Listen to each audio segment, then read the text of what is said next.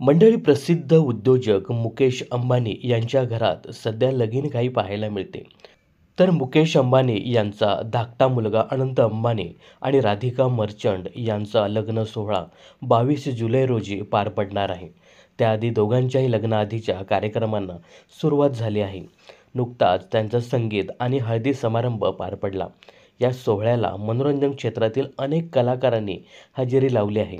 अनेकांचे फोटोज व व्हिडिओज देखील मोठ्या प्रमाणात व्हायरल झालेत. यामध्ये सलमान खान, सारा अली खान, अनन्या पांडे, जान्हवी कपूर असे बरेचसे कलाकार झळकले आहेत. सोबतच या संगीत सोहळ्याला अमेरिकन पॉपस्टार जस्टिन बिबरने देखील हजेरी लावली होती. तर अनंत व राधिका यांच्या लग्नाच्या कार्यक्रमाला 1 जुलैपासून सुरुवात झाली. यामध्ये हळदी सोहळा दिमाखदार पार पडला. यासाठी बॉलिवूडमधील प्रसिद्ध गायक उदित नारायण आणि आपला मराठमोळा गायक आणि अभिनेता राहुल वैद्य या दोघांनाही परफॉर्म करण्यासाठी आमंत्रित केले होते. दोघेही त्यांच्या पत्नीसोबत समारंभासाठी पोचले होते. उदित हे खूप वर्षापासून मनोरंजन क्षेत्रामध्ये कार्यरत आहेत. मात्र राहुलचे अधिक योगदान नसल्याने त्यालाही बोलवलं गेलं. त्यामुळे अंबानीच्या लग्न सोहळ्यामध्ये राहुलच्या उपस्थितीने मोठ्या प्रमाणात त्याला ट्रोल केलं गेलंय.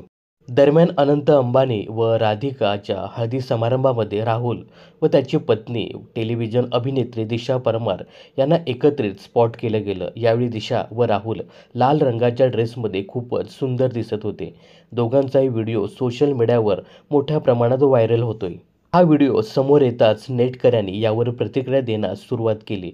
राहुल व दिशाला ट्रोल करताना एका नेटकऱ्याने लिहिलंय, "अरे याला कोणी बोलवलंय?" तर दुसऱ्याने प्रतिक्रिया देत लिहिलंय, "भांडी घासायला बोलवलं वाटतं." तसेच अजून एकाने लिहिलंय, "माफ करा पण मला माहीत नाही हे कोण आहेत." दरम्यान ज्या लोकांनी राहुल आणि दिशाला ट्रोल केलंय त्यांचा इतर नेटकऱ्यांनी चांगला समाचार सुद्धा घेतला आहे. तर बऱ्याच जणांनी राहुल वैद्यला या हळदी समारंभात परफॉर्म करण्यासाठी बोलवलं आहे असंही लिहिलंय. बाकी बऱ्याचशा नेटकऱ्यांनी या जोडीचं कौतुकही केलं आहे. तर राहुल आणि दिशाच्या जोडीविषयी तुम्हाला काय सांगायचं हे कमेंट्समध्ये नक्की सांगा. मनोरंजन क्षेत्रातील अशाच फिल्मी अपडेट्स जाणून घेण्यासाठी चॅनलला सबस्क्राईब आणि फॉलो करायला विसरू नका.